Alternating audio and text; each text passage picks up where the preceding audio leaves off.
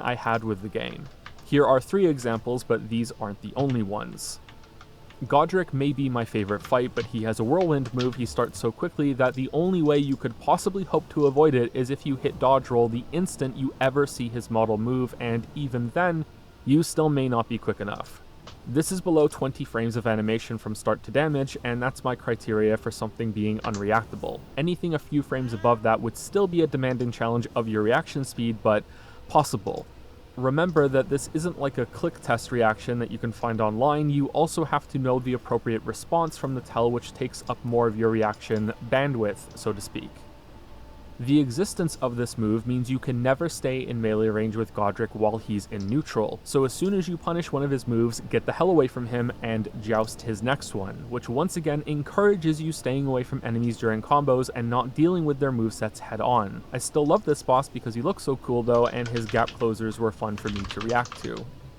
In general, this game is actually pretty great for the visual variety of bosses, it's just the mechanics that let them down.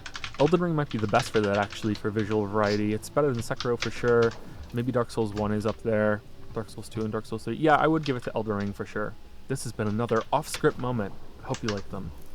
Godskin Noble has a similar attack in which he can do a belly flop explosion. This one is even harder to roll because it projects an AoE. By sheer luck, I managed to be rolling once when he did it, and I still took damage, so this is again a move that forces you away from him if he's in a neutral state.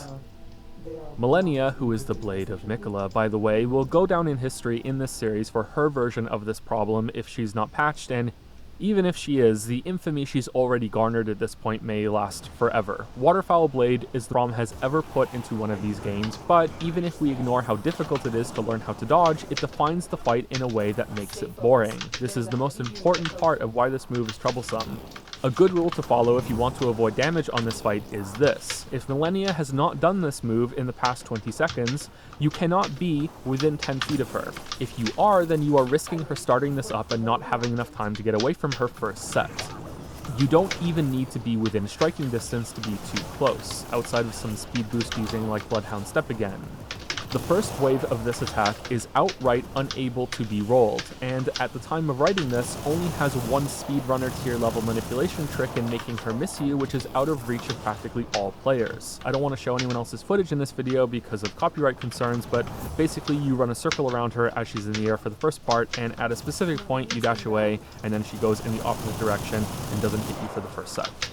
She can do this move after you knock her below 70% health or so, and she continues to be able to use it whenever she wants after this with a cooldown of what feels like 20 seconds. This means you cannot stay close to her, cannot hit her, and cannot punish any of her other moves if she has not done this recently without risking taking damage. It would actually be better if this move was on a timer instead of a cooldown, because then at least you could reliably play around it, because while she can do it, doesn't mean she will. She can go ages without using it. I've seen people kill this boss with an entire phase 2 where she doesn't do it once, and yet the potential for her being able to means you're playing into the risk by not waiting. This issue is so blatant that she can instantly rev up Waterfowl Blade in response to being knocked down below 70% life, as you can see here. If you want to play this like a typical boss of learning how to avoid patterns and punish, then strap yourself in for a boring time, because it's not like every single one of her other moves is safely punishable either. That's why she's called Millennia, because it takes a millennia to be able to safely hit her. I think this goes to show you how much the game encourages trading. If you have the patience for this, then more power to you. I do not. After hitting so many bosses in a row with issues like this, I put on the biggest weapon I had and turned to the Grug, because if I'm going to trade, it'll be on my terms and with dealing the most damage. I guess I lied about 3 examples for this one, because here's a bonus 4th one. Beast Clergyman has a similarly unreactable move in which he sweeps his weapon in a backwards motion from neutral. Like the others, the only hope you ever have of rolling this risking damage. The third and final type of unavoidable attack requires another return to Sekiro. This guy is Spearman Steve. He's a pretty fun enemy because he requires using the awesome looking Makiri counter. He also has a quirk that is so odd and I think unique in the game that I don't know if it's a bug or not. Seen here. If you jump when you're close to Steve, then there's a random chance he will instantly thrust his spear